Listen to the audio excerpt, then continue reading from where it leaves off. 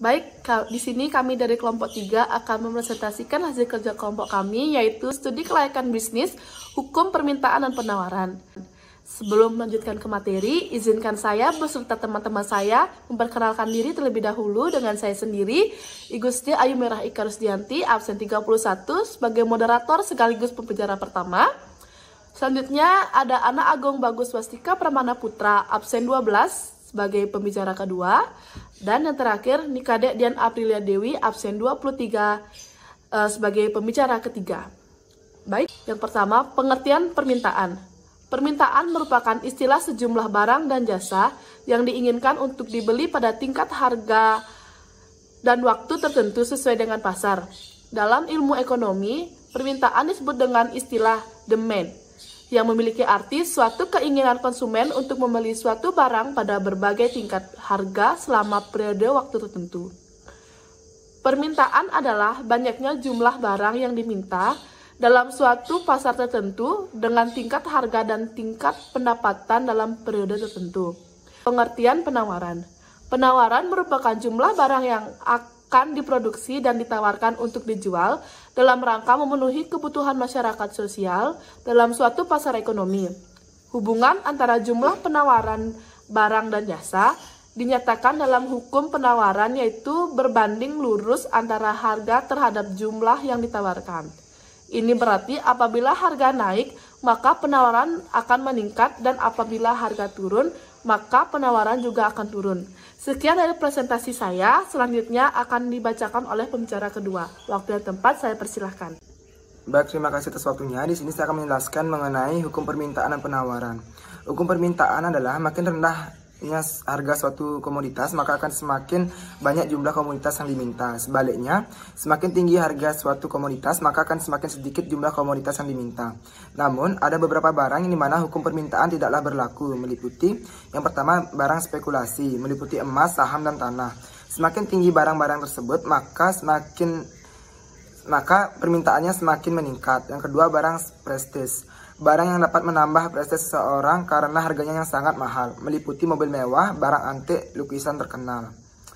Kedua, ada kurva permintaan. Kurva permintaan adalah kurva yang menunjukkan hubungan antara jumlah barang yang diminta pada berbagai tingkat harga. Kurva permintaan mempunyai gradien atau kemiringan atau slope negatif, artinya slope pada kurva ini menurun dari kiri atas ke kanan bawah. Hukum penawaran menyatakan bahwa semakin tinggi harga suatu barang, maka semakin banyak jumlah barang yang ditawarkan. Sebaliknya, semakin rendah suatu barang, maka semakin sedikit jumlah barang yang ditawarkan. Kurva penawaran ini garis yang menghubungkan berbagai jumlah barang yang ditawarkan pada berbagai variasi harga. Kurva penawaran didefinisikan sebagai kurva yang menunjukkan hubungan antara nilai harga suatu barang dengan jumlah barang yang ditawarkan.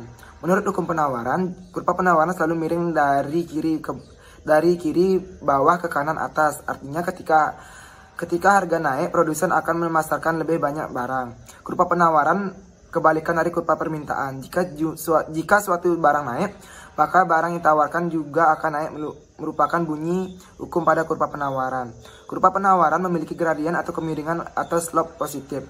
Artinya slope pada kurva ini berjalan naik dari pojok bawah kiri ke pojok kanan atas. Terima kasih atas waktu yang diberikan kepada saya. Saya di sini sebagai pemateri ketiga akan memaparkan tentang faktor-faktor yang mempengaruhi permintaan dan penawaran. Faktor yang mempengaruhi permintaan yaitu yang pertama, distribusi pendapatan. Besar atau kecilnya sebuah pendapatan sangat menentukan jumlah permintaan yang terjadi. Yang kedua yaitu usaha produsen meningkatkan penjualan. Memasang spanduk atau promosi di media sosial, semakin sering melakukan promosi maka akan semakin meningkatkan permintaan. Yang ketiga, harga barang itu sendiri.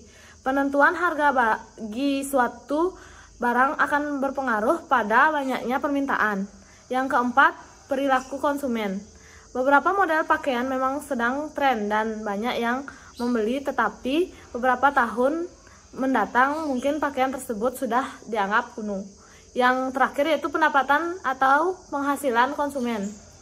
Orang yang mempunyai gaji dan tunjangan yang besar, maka dia dapat membeli banyak barang yang diinginkan.